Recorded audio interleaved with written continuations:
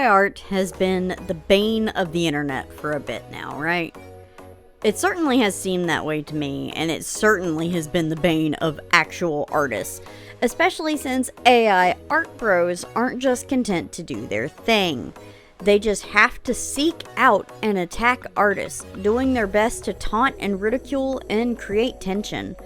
I know myself, and most of the art community, is sick of seeing it by now.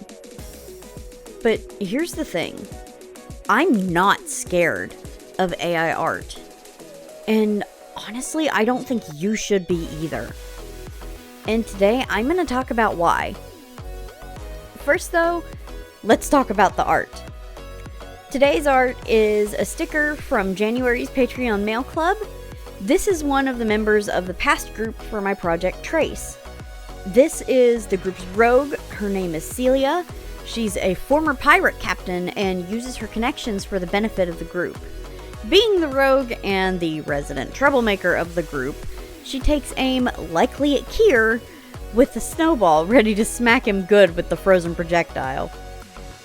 I honestly think she's going to be a character who is very fun to play with, and I'm going to have some fun little tension points because she takes very little seriously, at least seems to. And there's going to be some interesting tension points between her and some of the other members of the group. But if you want to get this sticker, as well as the other one, or the print for this month, check out my Patreon link down below. I really like how these turned out, and I hope that you do too. Now, back to the video. So, like I said, I'm really not afraid of AI art. Okay, so I understand that that's a bold statement, but I want to go into it a little bit and kind of break it down. I'll probably do a more in-depth topic on this later of different aspects. But first off, I just have to touch on, no matter what the AI bros think, companies aren't going to consistently hire them to generate prompts. Honestly, if corporations are doing that with artists, doing their best to automate and bypass the need to hire artists, sorry not sorry, they kind of need to realize that the next step is companies doing their best to automate and bypass humans in the prompt generating process too. And on top of that, like right now I know that AI art is viewed as something that's very, it's accessible, it's not very expensive, it makes it much easier for people to get art for cheap. I wouldn't focus on that if I were you, because it's a new thing and it's gimmicky and people are excited about it. But here's the thing, it's not going to stay that cheap, especially if it gets popular. Look what happened with things like, even with creative software. I feel like it's a good example. Creative software is a good example of that. It used to be more accessible, kind of pricey, but you get older versions for cheaper. But then they switched to a subscription model. And yes, I'm talking about Adobe. They'll switch to making it more expensive, especially if people are coming to rely on it. Especially for commercial things. Because they're providing the software, they're providing the data set. No, they're not providing the prompts, but they're providing what turns the prompts into an image. And sorry not sorry, it's not going to stay as affordable as it is if it catches on and people start relying on it too much, because they stand to profit off of it too much. And I'm on top of all that, I'm sorry, but no matter how much ignorant people try to frame it that way, artists are not being elitist just because they charge for their work or because they're capable of drawing. Is a tradesperson, like a plumber or a mechanic, an elitist just because they put in the work to do something and learn a skill? Because they're capable? Because they charge for their work? Because they know you can't do it? Last I checked, no one is stopping you from picking up a pencil and practicing, just like no one is stopping you from learning how to do those other skills. Why is it just artists who are the problem on that front because they charge for what they do? Because they put in hours upon hours and years of work. Look, every kid was once an artist or creative of some kind, or some kind of creativity and creative pursuit. It's not the fault of people who kept at it that you stopped. You turned your focus elsewhere. They found they enjoyed creating, so they continued to create. And do not give me the "I don't have time" argument. It does not take... I'm sorry, I'm gonna say a controversial thing right here in the midst of a video that's probably going to get attacked. But you don't have to draw every day in order to learn how to draw. I don't draw every day. There are some days where I just don't get a chance to. There are some days where I'm too burnt out from work to draw. And it's always been that way. I have never drawn every single day. However, I learned while working full-time and going to school full-time and doing other things. I took a sketch pad everywhere and doodled and practiced whenever I could that I could wrap my brain around it.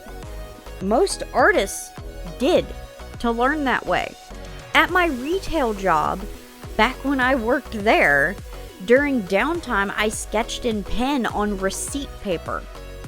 I've spent lots of time drawing instead of playing games, despite my love for games. It comes down to choosing and making things a priority, just like learning any other skill.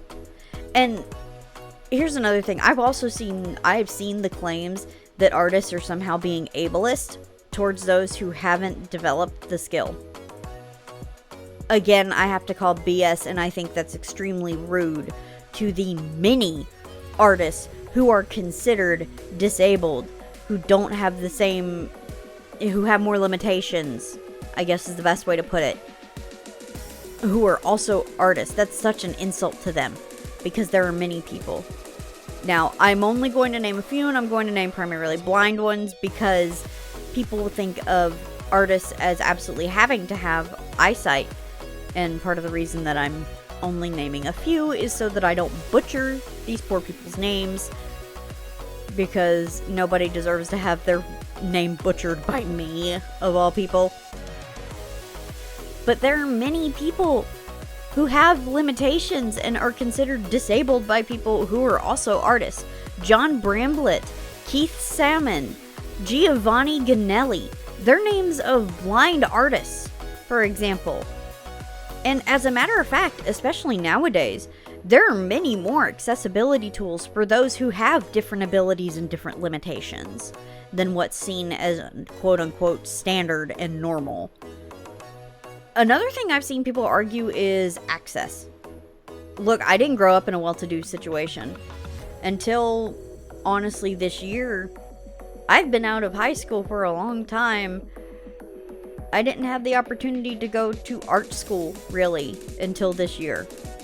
I didn't grow up in a well-to-do situation. I still learned. I didn't have any special or extra access to resources. I grew up at a point in time where the internet wasn't absolutely, overflowing with resources. I also understand that many people have less than I did in regard to access. But I have encountered and met artists who've come out of those situations, who had less than I did and still succeeded. On top of that, there's so much more access to free resources now than there ever has been. And just because you didn't start early doesn't mean that you can't do it. It doesn't matter when you start. What matters is trying to learn. The problem is you don't want to learn. You want to just, snap your fingers and have the ability, and to you it's not fair that somebody else may have more natural ability to you than something. Do you act the same way over sports players? It's usually not. Like, look online. You can find tutorials galore. If you want to learn, you can learn, but it's going to take work. And look, what I'm really trying to get at, for the people who are watching this, not being, who aren't seething AI bros, because I am going to get, now let me say this now. If you're going to be a jerk in the comments, you're getting blocked. You don't have a place here. You're going to get, your comments will get removed, and you're going to get blocked. You don't have a place here. If you want to try and have a civil discussion, fine. We're not feuding in the comments. This is sorry, not sorry. It might be a quote-unquote public platform, but my channel is my platform, and I am not going to cultivate a negative kind of community. If you don't like that, well, you can go watch something else and you can go see somewhere else.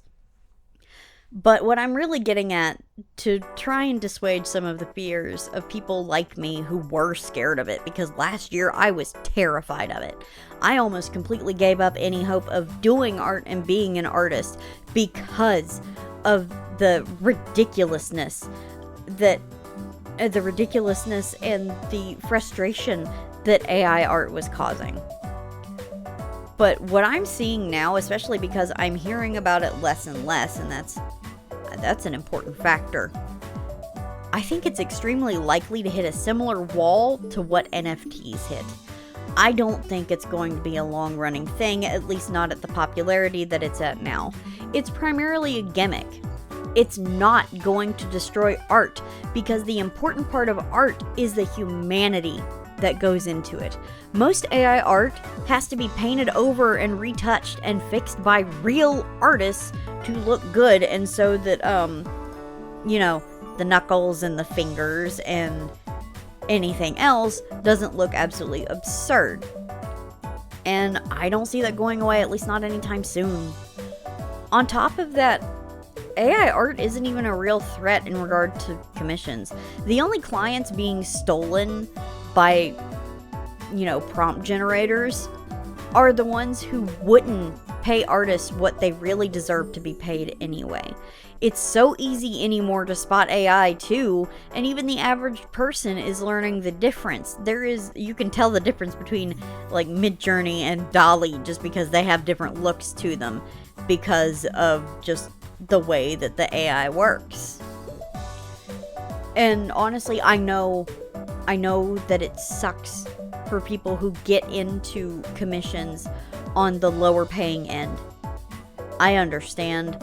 I have been there, and honestly, the result I came to was just not offering commissions. And I know that's not plausible for everybody, because there are some people who enjoy doing commissions, and I know that sucks to not be able to get your work out there with the lower level paying ones. Because that's where everybody tends to start, is lower and then increasing their prices over time. It does suck. And I do feel for you a ton. I really do. But I do want to encourage you to keep going. No matter the frustration that you have with this, please keep going. Please do. Honestly, a lot of this strikes me as so similar to, because I've heard about it, obviously I was not alive for this, but artists and painters freaked out when photography developed and caught on. Painters still exist. Painters still make a living off of their art. They still paint and refine their skills and learn new techniques. And they make a living.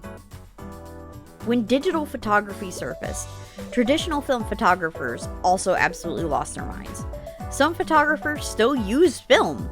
It just became a lot more specialized and admittedly a lot more expensive.